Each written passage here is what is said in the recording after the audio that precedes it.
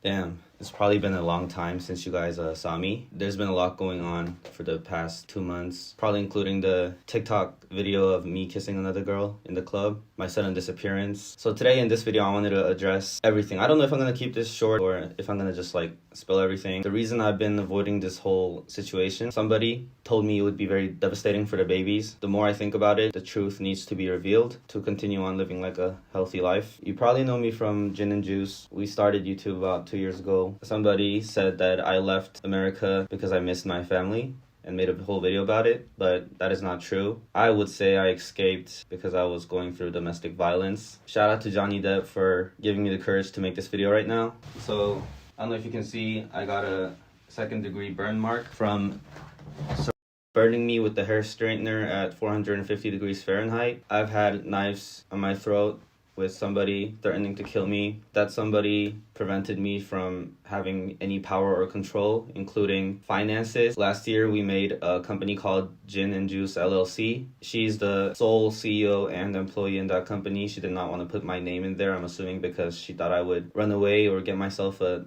house in America. All the money we make from Gin and Juice, including any sponsorships, go straight into Gin and Juice LLC, which is her bank account. I think I need to start from the beginning. I'll just tell you my whole fucking story. We met in Korea, but we met on Tinder. There's a whole video explaining how we met on the subway. That's a straight up lie. We did not just meet on the subway. We met in the subway station because we decided to meet through Tinder. She was kind of embarrassed about the fact that we met through an online dating app. We dated for 3 months in Korea. We went to America. She was pregnant. We had a baby, so I decided I would just get my green card over there. The thing is, I still don't have my green card. It took a whole year for me to even get into the interview, almost a year. I did get approved for a 2-year conditional green card, but we haven't went to the interview, so I can extend that to a 10-year. My green card is going to expire very soon, so I'm probably not going to be able to legally step in America anyways. The main reason I decided to escape to Korea and not anywhere else in America, it was literally impossible for me to even think of staying there without proper documents. I can't get it without her help. I was basically done getting abused. I did not have a life. I slept 3 to 4 hours on average every single day. And mind you, I'm somebody who usually sleeps 12 to 14 fucking hours on average. She would basically just trap me in the room and gaslight me into editing videos back to back to back to back. I do not think she is willing to send the kids over to Korea for me to be able to take care of them. I've asked her to send them over 3 months at a time, 6 months if that's possible, or more. I'll take care of them. She denied. So and I do want to see my kids, so I am going to have to internationally get a divorce and get the judge to, I've changed almost 100% of the poop diapers because she didn't want to. I mean, she says her smell is really sensitive, so she can't stand the smell of baby poop, but I don't like baby poop smells either. And 95% of the pee, I've had to do pretty much literally everything from filming to editing, feeding the babies. She was usually just on the bed, just watching TikTok all day. For the first 6 months, I could not work. It took a very long time for USCIS to give me a work visa even. And I wanted to work under the table, construction work or something, but she didn't want to risk me getting deported. She said she would work 3 jobs, which she did. She barely slept and she worked very hard. In that phase, I was very stressed about the fact that I'm not bringing in any income for the family. I felt like luggage, drank almost every day. One day, I drank a whole bottle of wine. I was sleeping on the floor. This is what she says. She wanted to wake me up and take me upstairs. I started punching her shin. When I woke up, she told me that. She told me I started it. I don't remember. I'm not denying the fact that it might have happened. It could have very much happened and it's not right, and I am sorry for that, but that was her excuse for starting to hit me, slap me around when things got heated, or simply if I didn't agree with what she thought. My girlfriend freestyle raps in Korean. That video blew up, our channel blew up, the money started coming in like crazy for a while. Before all that, the content for our YouTube channel, we were happy filming. I was happy editing and interacting with our whole community. I felt like we kept it really, I don't know, I say genuine. And then after that, most things, I'm sure you guys can tell, are scripted. Not necessarily a bad thing, but I would say that's not the lifestyle that I wanted. She thought it was necessary for us to do that because it guaranteed us a certain amount of income. I don't think so, because even if we didn't do all that shit, people subscribed to our channel and loved us because of who we were. It was very hard to have an opinion. I'm a very strong opinioned person, but she did not allow herself to lose, even if she was wrong. I feel like if I didn't agree with what she said, she usually got very aggressive and violent. I'm not trying to generalize anything. She did. That's when she would beat me, I was okay with that. I'm not saying I'm perfect and I'm a saint. I've done many wrongs too in our whole relationship dynamic. It is my fault that I allowed her to have that behavior because, you know, I'm fucking Korean, and as a Korean just growing up, all I've heard was when you have a baby with somebody or you get married with somebody, you have to do everything. 가서 갑자기 부산에서 회사 오러 하거나 아니면은 딸기나 포도가 먹고 싶다 하면은 가서 사와야 되는 약간 그런 식으로 자랐거든요. Like from the very start of a relationship, I usually just did everything. Like you know how it goes. That's partly why the relationship got toxic, is because I allowed her behavior or fight for my own rights or fight for what's healthy. I just decided to go along with the flow. I am diagnosed with PTSD for reasons I do not want to reveal here. I also do have codependency. I usually just go along with the flow and say yes to everything. So I was just like, okay with her slapping me, okay with her fucking punching me, okay with her like lying to other people. I wish if I can go back in time and change that, I would try to be a more stronger person and fix my wrongs, but you really can't change time. I love her right now, and she loves me as much as I want to go get back together and go to America and take care of the babies and make everything right. I can't because my body won't let me. What I went through with her, I think it'll just repeat again. People do not change that easily. If I go back, I don't think I can make it out this time. I was okay with the abuse until we got into a little fight. I was having a phone call with my mom and dad. Let me not get deep into details. I'll make other videos about it. She basically pressured me to, and when I say pressured, it means I can say no for the first couple of times, but it gets very violent. She wanted me to send a message to my mom saying I'm cutting ties with all of you guys because of the little fight we had in America. I didn't even want to fight about it. She wanted me to start the fight without saying it's her idea. She wanted me to leave her out in the whole thing, but she didn't want to address it. Kind of think it's funny. So I cut ties with my mom for 7 months plus, and she wanted me to reach out to her because the views were going down, the money was going down. She thought if my family came back to America for a visit again, our views will go up. So she wanted me to reach out and say I want to make things right again. I was mind blown about how she can treat my family like it's a tool. Anyways, I reached out to my mom, and that was the phone call. I was having a phone call with my mom talking about stuff, and she said she'll leave the room. She left the room, but then after our hour-long phone call, she was hiding under the bed, like on the floor, basically, next to the bed, on her belly, and I did not know she was there. She got up and said, why did you not, like, take my side about a certain matter? That's not how Korean families work. I'm not saying you have to be fake and say, hey, I'm on your side when you're next in front of mom, and I'm on your side next to your wife, but I was neutral about it. She just didn't like how I wasn't completely taking her side. And I was in the bathroom. She suddenly came in the bathroom with a kitchen knife, and these type of situations occur a lot. She said, do you want to slice yourself with a knife, or do you want to burn yourself with a hair straightener over there? Yes, it's that one with the orange plate you guys see in the videos. I said I'll slice myself because knife scars probably go away. I thought I never sliced myself, but I just couldn't do it. I had it on my skin and I was pressing a little bit, but it wasn't hard enough to actually sliced me. She said, get up, and she heated the hair straightener to 450, and she gave it to me and said, I have to burn myself, or if I don't choose any of these two, then I'm going to get into something much worse. I don't hit women, like, you know what I mean? Like, I don't hit women when I'm sober, and not that I'd like to when I'm drunk or anything, but I don't want to fight a woman, and even if I do fight, there's no guarantee that I'm going to win. So I tried to burn myself. All 3 attempts kind of failed because as soon as it got on my skin, my hand just like sprung out. She said, she'll do it, fuck it, and she'll do it. So she pressed it onto my skin for about 5 seconds, about 3 times. That's why I have 3 second-degree burns. That's when I decided I have to leave, that my life is in danger. For a whole week, I practiced putting all my stuff in a bag, including my passport, my music equipments, and I would put them back in its place because she's very smart and she would suspect something. And I got it down to a point where I can stuff everything in a bag in 3 minutes. During that week, she wanted to pick my scabs. I said, no, I don't want you to pick my scabs, but she apparently enjoyed it.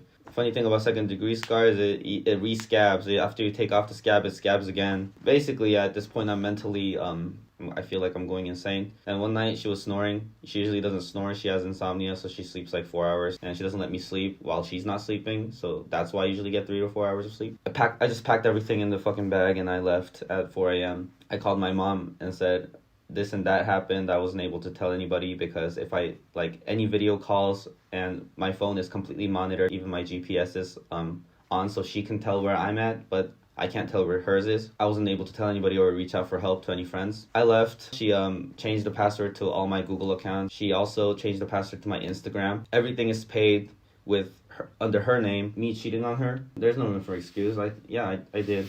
I was kissing another girl in the club. In the legal eyes, we're still married. So it is cheating. As for future plans, I don't fucking know. She didn't let me make music because I really didn't have any free time. For like the total of 3 years I've been staying in America, I had like 4 days maybe to work on music, hence why I have 4 songs out. As soon as I came back to Korea, I've been fooling around and making like beats and rapping and featuring, giving out a verse here and there and stuff. That's just the only thing that makes me happy. As far as the babies, I think I have to file an international divorce on my end, figure out if I can bring the babies here. I don't have a visual proof of her hitting me. It doesn't really make sense to me how I can just turn on the fucking camera or something while she's beating the fuck out of me. I'm gonna end this video with a recorded phone call I've had with that person. That's all I got as proof. I'm sorry. I have a really big problem of trust with you. I don't think it's that hard for me to go over to America and try for us to try again, but I think Okay, I know exactly where you're going with this. I don't want to cut you off, but one solution that I thought of is putting cameras like in the house. You can easily just get rid of any footage of you hitting me or anything. Like I cannot trust that. I can't. But if I give you like the full, like, you know what I mean, like complete access to it, and how do I like know that, if how do I know if you're gonna give me all of that full access to everything? Let's say, and then you just you just take it all back because you want to with force. Like I will not. I understand. You know what I mean? Like my faults and like where I went wrong. And that's the thing. I know that you see the situation, and yes, our relationship and what we had is something definitely worth trying for. Mm-hmm. But for you, if something goes wrong, if I decide to not keep up with my end of the part, all you have is you don't have scars left on your body. You just have me leaving or some shit. Like a divorce. I'm saying like that's not gonna happen. That's the part where I think you don't understand is that for me, I went through some shit that left scars on my body. I get aggressive and irrational. You get violent. For me, the preventative measures that I can take is 1, putting cameras in the house. I'm giving you all the access to that. And then 2, I'm actually going to be getting a job. That's all cool and that's all good, like ways to try, but it's not direct solutions. It's a fucking cycle. It has to be the last time. It has to be, but like it's always said at urgent times, it has to be the last time, and it will be the last time, and this is our last chance, and then it fucking happens again. We've never tried it like this before, though. You know how you say that you try to hurt me in ways that, like, you know what I mean? I will never be able to hurt you. Yes. It's the same thing. I can't hurt you emotionally like you hurt me. So it gets physical.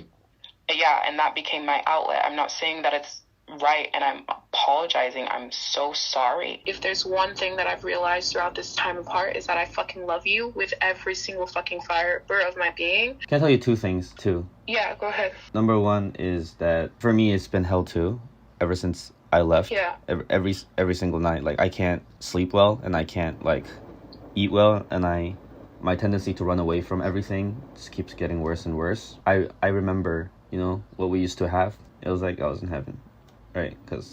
And I'm sure for you too. But yeah, I went to the 정신과, like a psychology thingy, because it got really, really bad.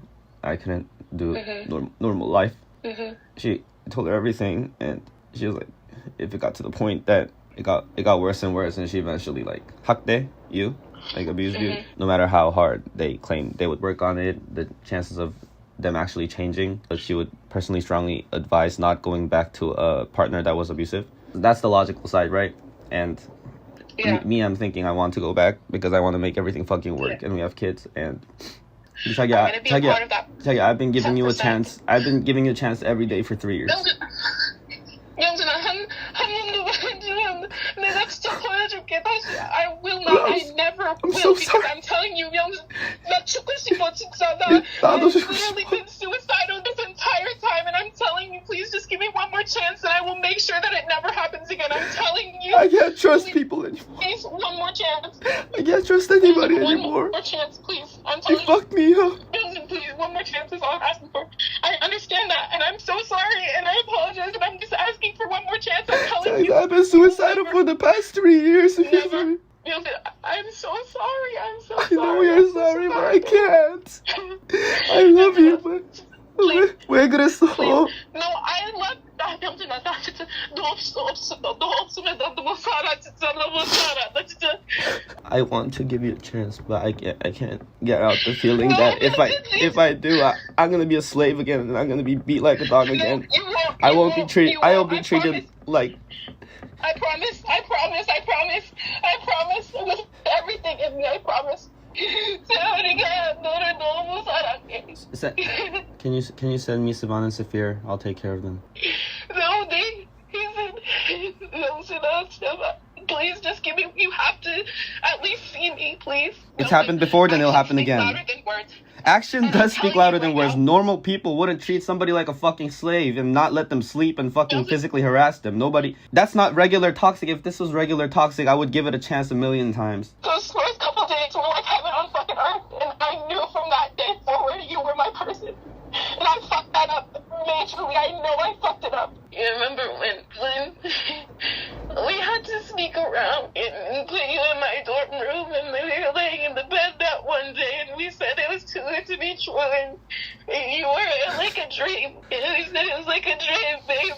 We could still be a dream. You remember our late nights at the Daejeon apartment, and you fucking loved me so much. You wanted to spend more time with me. You used your whole allowance to come out there, and you tried to get a job because you wanted to be with me. I showed my therapist our YouTube channel, and you know what he said? He said regardless of if some of this was faked, he said one thing that you can never fake is the look that you guys gave each other, the looks that you guys give each other. And he said, I understand that while you guys might have, it's understandable to take a wrong path in this type of situation. It's very high stress, and I understand the both of you. He said you cannot fake that kind of love. And he said even like 800,000 people can feel your love, and you cannot fake that. I don't care if the fucking pranks were faked and like all that stuff. We never have to do a fucking prank again in our lives.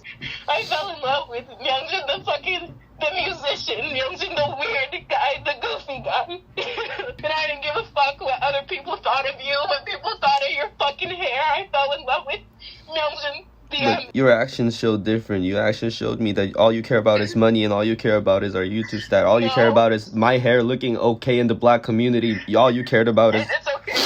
I don't give a fuck. We can get off social media. I had to fake my personality. I had to fake shit like you give me all the freedom in the world. I had to fake cry for shit I don't give a fuck about. I have your fucking face on my right arm because you thought it would be great for views. I have your fucking face on my arm because you wanted more money. We can completely get rid of that aspect. We won't ever have to think about YouTube again. I'm gonna get a high-paying job. That's not the point. I told you were controlling, and you were good with that.